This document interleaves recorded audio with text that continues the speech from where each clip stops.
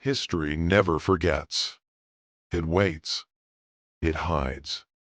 It folds itself into the corners of ruined rooms and the hollows of tired eyes. Centuries rise and fall. Empires glow and crumble. Names shiver and fade into dust. But memory, real memory, the kind that keeps its teeth, never dies. It lingers in the wind that walks through broken streets, in the ghost of a lullaby a mother once hummed before the world burned, in the sound of a boot that never walked home. When the books close and the parades move on, what's left are the quiet things. A folded photograph, a scratched dog tag, the faint smell of coal in an old winter coat, and the echo of a voice calling a name no one answers anymore. Those things wait. They wait for a listener, someone patient enough to hear what silence has been holding all these years. Welcome to the Forgotten Soldier. This is not a channel about glory. It's not about medals or flags or heroes carved in stone. It's about the people who disappeared between the lines of history books, the ones who bled quietly and loved loudly and were never written about again. Here, we tell the stories that sleep under rubble, the ones too small for museums, too human for propaganda. Stories whispered in the dark when men remembered what it cost them to stay alive. Because war is not only a map of victories and defeats, it's a collection of private reckonings. It's the trembling hands that loaded the last bullet, the breath before the final letter, the sound of a heart that refused to stop. War is not about winning. It's about surviving long enough to understand what winning means. And sometimes it's about knowing when survival itself becomes a kind of loss.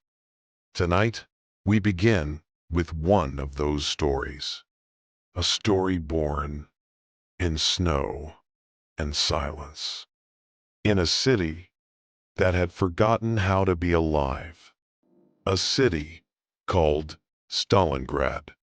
The winter there was not just cold, it was merciless. Every window broken, every street a wound.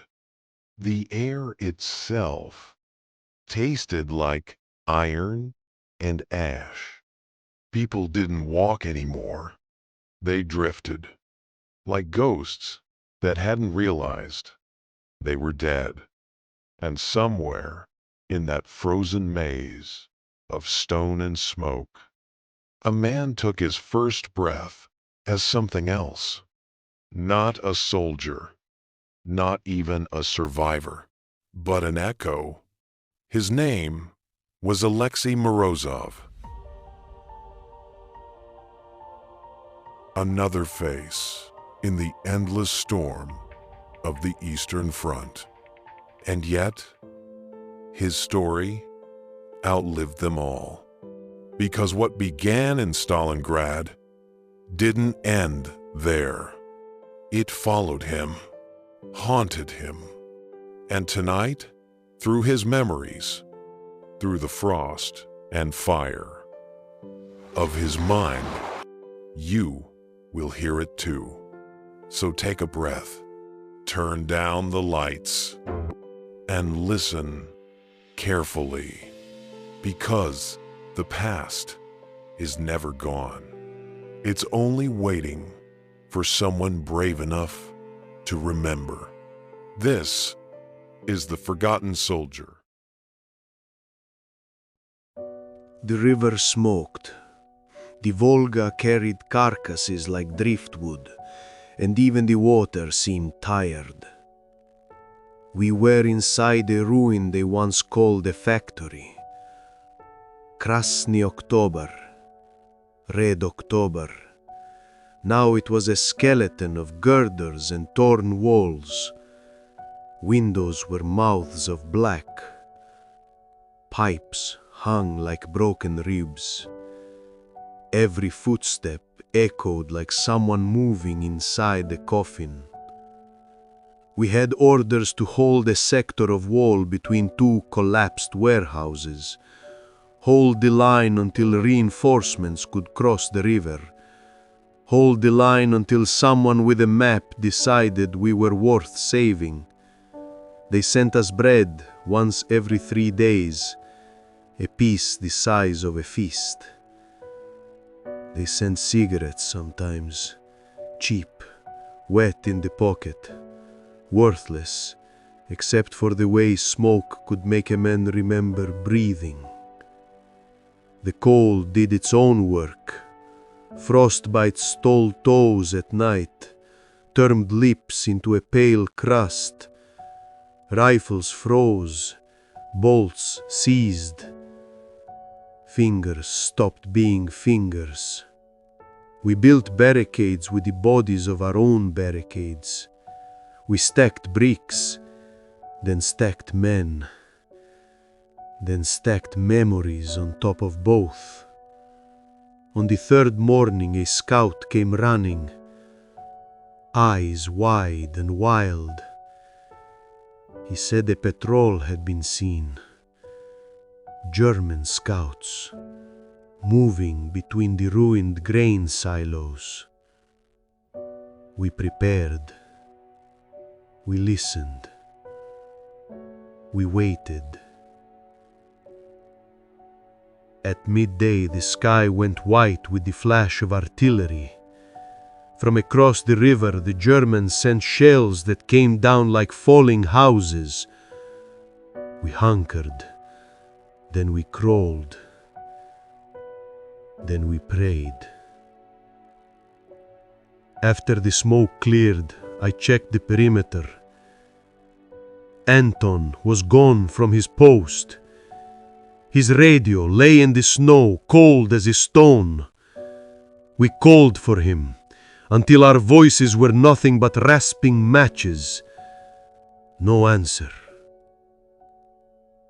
That night, a German officer walked the edge of our ruins. He had a cigarette between his fingers and a pair of binoculars slung like a cross. He watched us the way a surgeon might inspect a wound. He smiled once, the kind of smile that is not for you.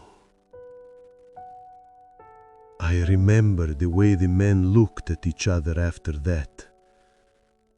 Not fear exactly, not yet, but a sense that something had been noted and stored. Days passed like one long bruise. We fought for corners of buildings. We traded smoke for water. We traded stories for silence. Every door we opened smelled like someone else's last breath. Then the betrayal came, not with shouting, but with a single name. Someone from the next block had been seen talking to German soldiers, a local, a man who once ran a bakery near the river. They said he signed papers. He passed a map. He showed which basements had men sleeping like lambs. Why he did it? Fear, greed, or a promise to keep his family didn't matter when the bullets came. Because the patrol that moved in that night did not come for prisoners. They came with orders. They came with lists. They knocked on the doors of the sleeping. and the doors did not open hands of mercy. When the ambush hit us, it was clean and quick. It was not the chaos I imagined war to be. It was surgical. They knew our hours, our routes, the exact place where Anton liked to lean his back and hum under his breath. Bullets found throats like doors finding keys. The wall we had trusted exploded. Men went down like wheat cut in a field. I crawled to a body that wore my friend's coat. It was Anton. His face was blue from the cold and red from the blood. His mouth was open, as if he had one last question on his tongue. I wanted to scream. I wanted to curse the bakery owner who had bent to the Germans. I wanted to drop to my knees and make the snow pay for what it had hidden. Instead, I kept moving, because the rest of us were not dead yet. Because someone had to stay alive to remember them. After the ambush, the city felt like a place with two faces. By day, it was a battlefield of smoke and orders. By night, it was a place of whispers and accusations. Every eye was a judge, every shadow a witness. A small group of us gathered in a cellar beneath a burned-out school. Lena was there, Lena the Raven, sniper by talent and necessity. She had a scar along her jaw from shrapnel and a look that made men stop talking. We waited and listened. We planned like men soldering a fragile thing. We would not move as a unit again. We decided to split, small and silent, because small footsteps make less sound than hope. My promise took shape then, not revenge for glory, but accounting, a ledger of names, a tally that would be evened out by the way the world allowed us to pay. They captured me later, not in a grand charge, not in a heroic stand. I was snatched like a rat from a hole by a patrol who had learned my face from the bakery man's map. They cuffed my hands with wire. They laughed. They thought me a prize. They threw me in a cellar with others, a place without sun, walls that sweat cold. We were 24 men and one stove that refused to warm. They came for information. They wanted names of our officers. They wanted to know where the rest of the city kept its bullets. I told them nothing. I had nothing to give but silence. The punishments were small and precise, calculated to make a man trade dignity for breath. They beat ankles until you could not climb stairs. They poured cold water down your back until your lungs learned to crack. They took boots.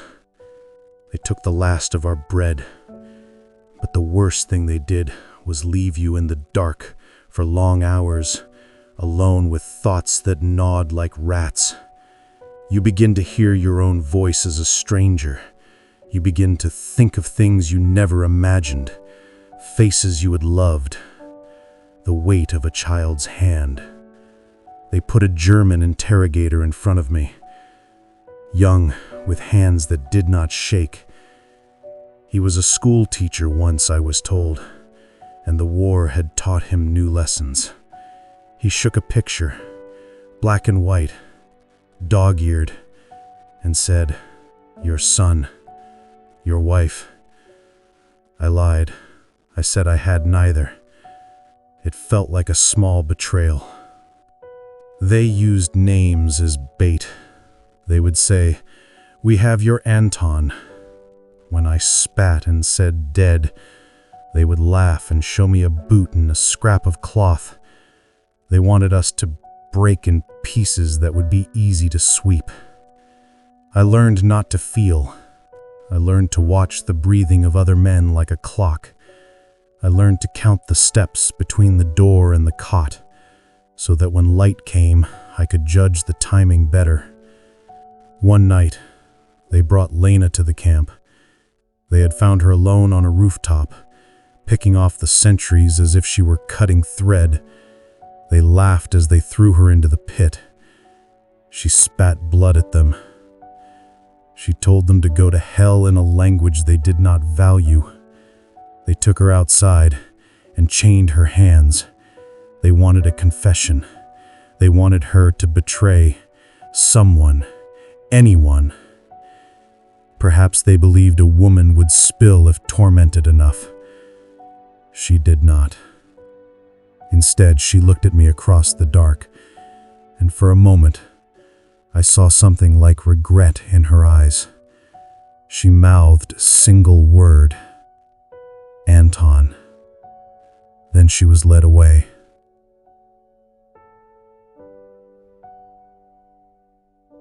There is a kind of flame that begins in a man's chest when everything he has is stolen. At first, it is slow, like a candle that refuses to die. But fed with every insult, every denial, every slap upon the cheek, it grows.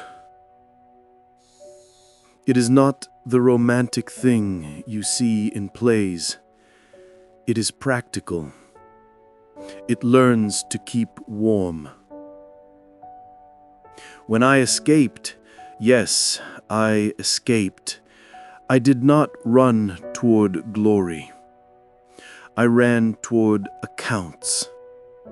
I ran toward the bakery where the man had once kneaded day-old bread. I ran toward every outpost that had smiled at our ruin. I learned to move like the wind in the broken pipes. I learned to be patient. I learned to be small.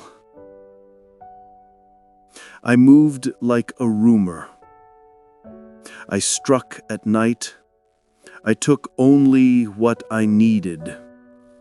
I left tokens sometimes, an old button, a name carved into a cigarette tin, so that they would know someone had been there, and it was not the work of animals.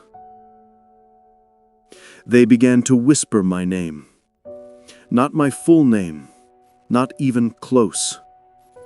They called me whatever fear said that day.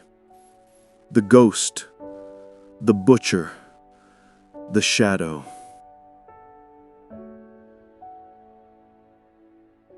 Once I watched Adler from a distance. Through binoculars he could not see me from. He moved among his men with the arrogance of someone who thinks he owns the cold. He had a small scar by his lip and the habit of rolling his cigarette between his fingers before he gave an order. He believed in the language of control. I decided I would not meet him in a blaze of swords. I would meet him in the things he expected least: a quiet corridor, a dark stair, a moment when he thought the world was asleep. The night I found him, the factory was a whisper of flames. We faced each other with no audience. I remember the smell of smoke and the rubber on boots. I remember the way his eyes measured me. First curiosity, then a flicker of recognition. He asked why. I said nothing. He laughed once, soft, almost a human sound. Then he moved as if to draw his pistol. I did not give him that chance. We were close enough to hear his breath. We were close enough for the world to reduce to the distance between two people. The shot I fired did not feel like justice. It felt like the end of a tally. He fell into the snow, and for a moment looked like any other man who had been surprised in the dark. His cigarette fell and hissed in the powder. When he was gone, I did not shout. I did not smile. I only folded my hands, and for the first time since the river smoked, I let the cold move through me without the need to answer.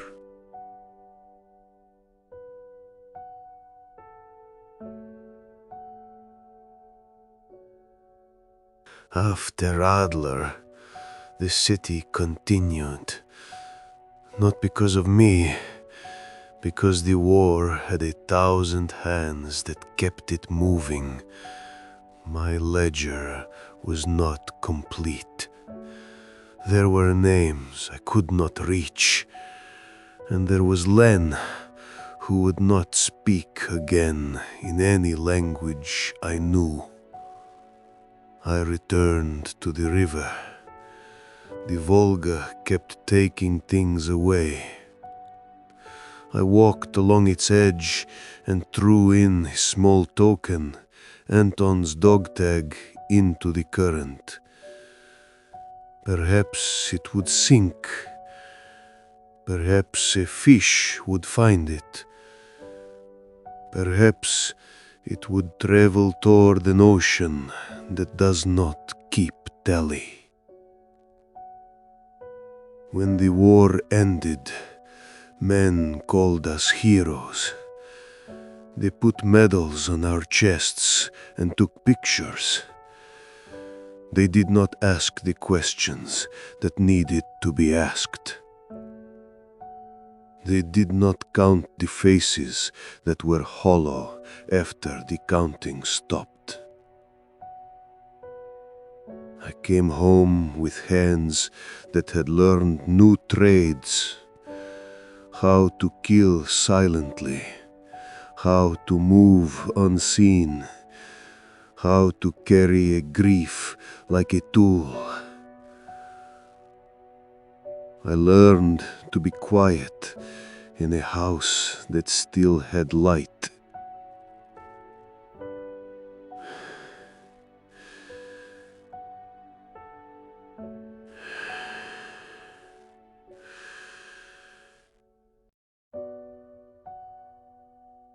"1947, 5 years after the river smoked.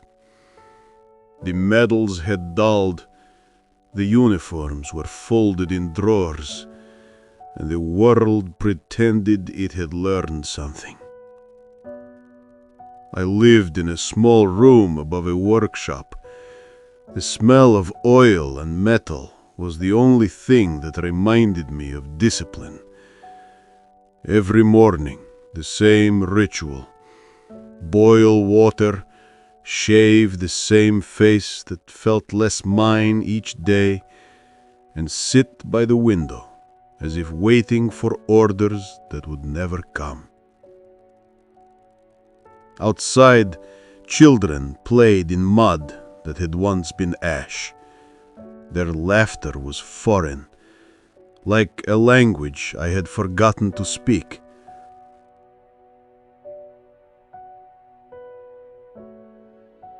Sometimes I heard the whistle of a train at night, and I would wake with my hands clenched around nothing.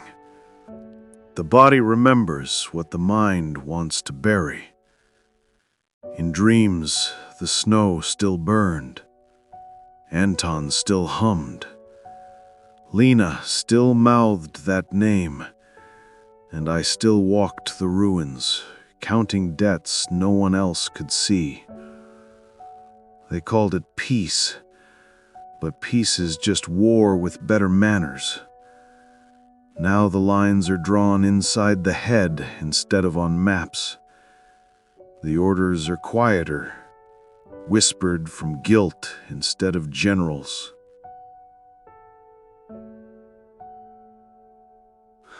I found work as a mechanic. Engines were honest things. They either worked or they didn't. No betrayal, no lies, just cause and effect. But sometimes a man would bring in a truck marked with old insignia, faded eagles, dented badges, and something inside me would tighten. The smell of diesel would become the smell of smoke again. The clank of metal would sound like bolts on a rifle. I would stand there, hands trembling, and pretend the tremor was from cold. One night, a letter came. No stamp, no signature, just a name on the envelope. Mine. Inside, a single line. She's alive. No more than that. No explanation, no mercy. It was Lena's handwriting, or at least someone who knew it well enough to forge it. I stared at it until the dawn burned the paper pale.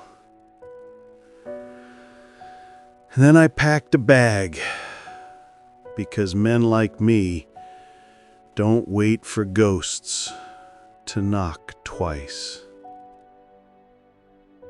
The road to East Prussia was a long wound of mud and silence. Villages half rebuilt, half forgotten. People who looked through you instead of at you. Every stop, I asked questions that no one wanted to answer. Every night, I slept with my boots on. Old habits die like old soldiers, slow and bitter.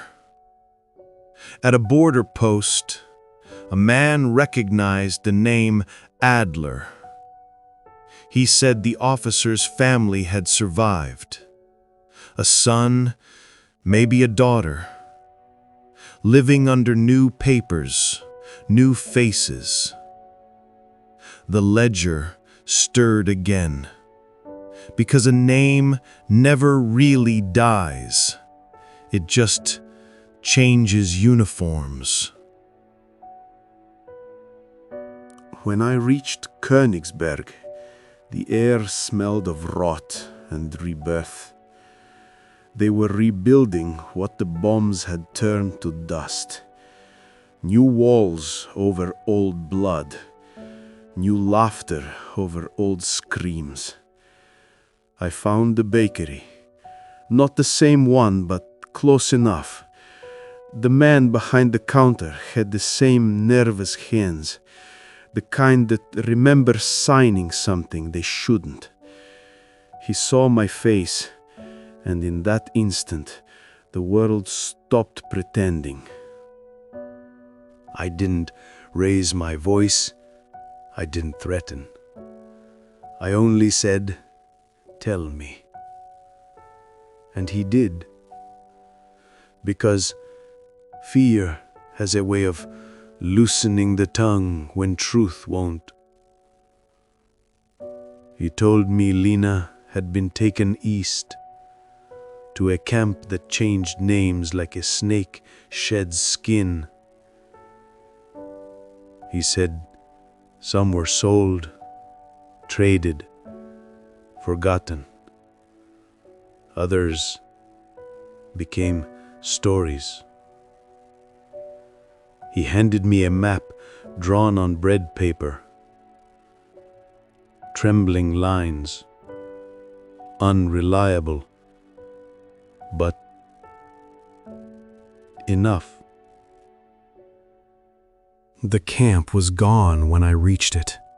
Nothing left but fences and bones. The earth still smelled like metal. The wind still remembered the screams. Among the rubble, I found a single button, Soviet issue, small, blackened by fire. I kept it, not as proof, but as a reminder that not every tally gets to balance. I came back to the river one last time. Volga, again. The Volga still remembered, carrying whispers, not ghosts this time. It always would. I stood where the ice had cracked years before, where Anton had fallen, where Lena had vanished, where Adler's shadow still lingers somewhere under my breath. And for the first time in years, I spoke aloud, "Forgive me." The river didn't answer, but the wind did. It moved through the reeds like a whisper from another life, a reminder that survival isn't peace, it's just the absence of new wounds. I still fix engines. I still wake before dawn. Sometimes, when I close my eyes, I hear boots in the snow and smell gunpowder on the wind. And sometimes, when the silence gets too heavy, I whisper the names again. Anton, Lena, Adler, until the cold feels like home. This is how wars end, not with victory, but with men who cannot stop remembering. And this was the quiet after. They gave me papers and a train ticket, a stamped envelope with a name that did not belong to me. Civilian, as if ink could erase everything that had burned itself into the bones. The train coughed through the ruins like an old man remembering his youth, through shattered towns, frozen stations, and faces that had forgotten what victory was supposed to look like. Men in patched coats, women with hands too old for their age, children chasing smoke instead of birds. When I stepped off, the air smelled of iron and bread I could not afford. Home, or something pretending to be it. My village was a ghost. The bakery stood, doors torn, windows boarded. They said the owner had been executed. Collaborator. Shot near the river where he once threw crumbs to ducks. No one claimed his body. No one remembered the exact day. I stood there for a long time, watching the dust move through the broken glass. I thought of Anton. I thought of Liena. And for a moment, I thought the ghosts might be kinder than the living. Work came, of course. A clerk in a depot. Numbers, stamps, orders. The sort of work made for men who needed to keep their hands busy and their mouths shut. They said it was peace, but to me it sounded like paperwork for a war that refused to end. At night, I would walk the alleys where no one looked twice at the shadow. I would see faces in windows, some I knew, some that belonged only to memory. And sometimes I would hear Liena's voice, soft as falling ash. "Don't stop counting, Alexei. Not yet." There was a man named Volkov who came to the depot. Clean boots, a smile like a blade. He said he was with the Commissariat, Reconstruction Division. He asked questions that weren't about work, about old comrades, old battles, about loyalty. He said, "Some of the men from Stalingrad never came home." I said nothing. Then he said, "And some came home too easily." I still said nothing. Then he smiled again, that bureaucratic kind of smile that never reaches the eyes, and he left a file on my desk. Inside was a list of names. Among them, Adler, crossed out. And beneath him, another name, written in a sharper hand. Volkov. It took me weeks to understand. Adler had not been the end. He had been a link. The chain went higher. Through uniforms and orders, through men who never dirtied their hands, but still fed the fire. Volkov had been an interrogator once, a man who switched flags when the wind changed. Now he wore medals on a jacket lined with lies. He called it reconstruction. I called it inheritance.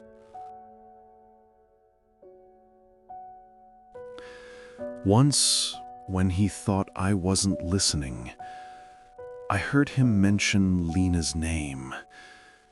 He said it casually, like testing a knife's edge, as if to see if I would bleed.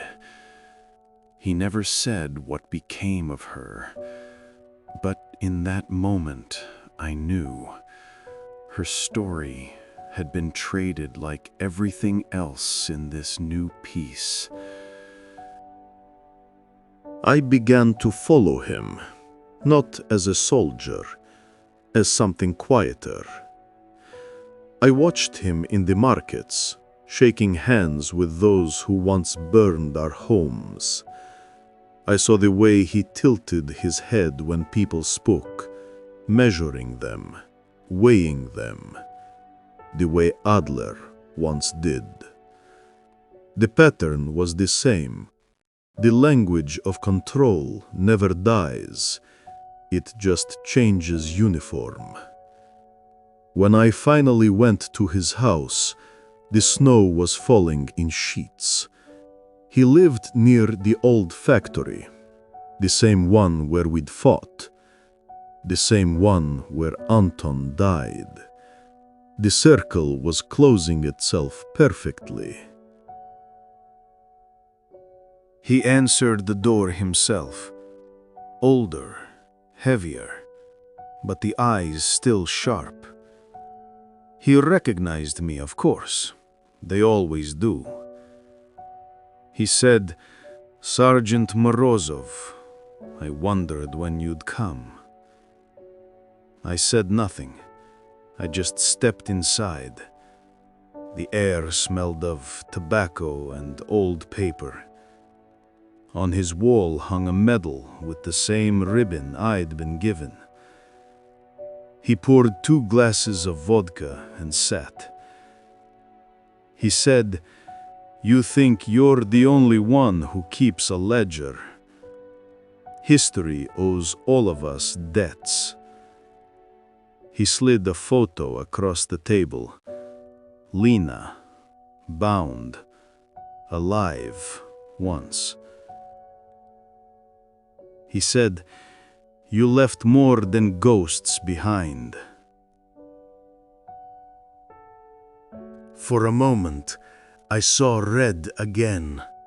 Not rage, something colder, like iron meeting snow. When it was done, there was no shouting, no glory, just a man and his shadow, and the quiet drip of vodka across a floor that had seen this before. I left the house before the fire reached the meadows. Snow fell heavy, covering my tracks before dawn. That night, I opened my ledger. The last page was empty. I wrote one word: enough. Then I closed it, and for the first time in years, I slept. The Red October factory still stood, half museum, half graveyard, its walls remembering what the living preferred to forget. Snow fell quietly through the holes in the roof, softening what was once sharp: rust, bone, and silence. That was all that remained. I walked through the gates again. The hinges groaned like old men waking from bad dreams. The air was thick with the smell of ash and iron, like time itself had refused to move on. Each step echoed where Anton once left, where Lena once aimed her rifle, where Adler once smiled. The ghosts here didn't scare me anymore. They were the only ones that still recognized my name. I reached the office where Volkov had burned. The snow outside was stained gray from the smoke. Inside, the frost had drawn veins on the window glass, like the city itself was bleeding slow. On the desk, a single medal, melted around the edges, his name etched on the back. A hero's name, they'd call it. A hero's medal for a man who learned treason in every language. I turned it over, once, twice, then dropped it into the snow. The metal hissed, like it knew it was being buried for the second time.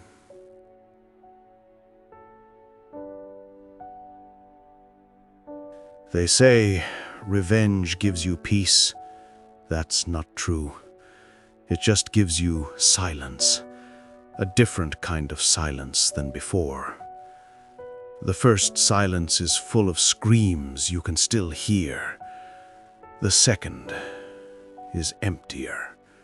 It waits for you to fill it, and when you can't, it starts speaking back in the voices you thought you buried. For months, I wandered what was left of the city. Reconstruction, they called it.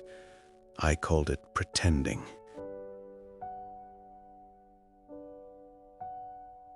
They built over the graves and called it progress. They named streets after generals who never left their desks, and the ones who had actually bled, they were told to smile for the cameras and stay quiet. One day, I walked past a new monument, a marble soldier holding a flag. His face was clean, proud, untouchable. Beneath it, carved in gold, was a list of names. Anton's was not there. Linus was not there. Mine was not there.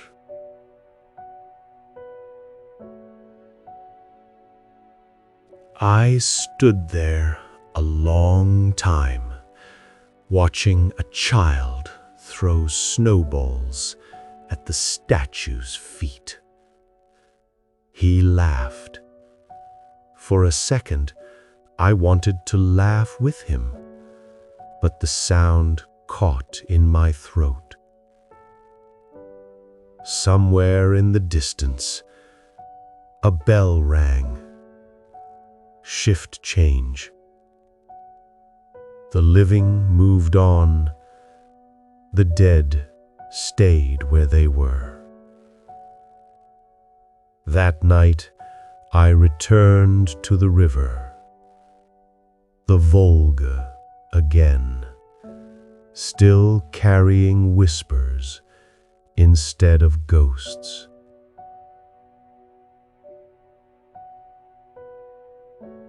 I sat by the frozen edge and opened my ledger. The ink had bled over time, turning numbers into stains, names into blurs. But I could still read them, every one. Anton, Lena, Adler, Volkov. My own name scratched faintly in the corner. There was space for one more line. I wrote nothing. Just let the snow fall on the page until the words disappeared under white.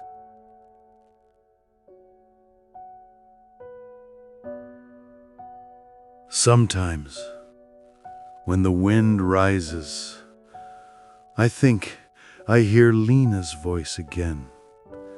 Faint, distant, like a song caught between worlds. Other nights, it's Anton's laugh, and sometimes it's my own voice, asking the river if it still remembers.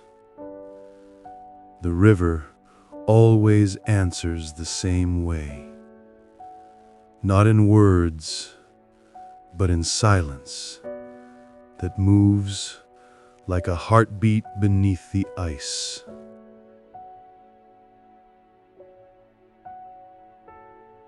They'll say this story ends here, but stories like mine never really end.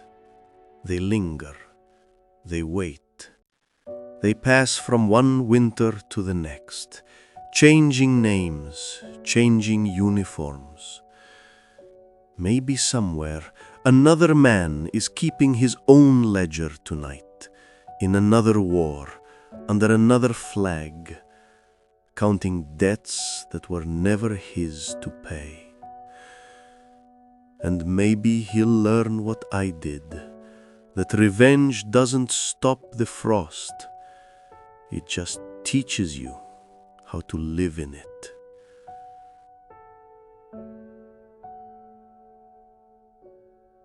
This was my war, my peace,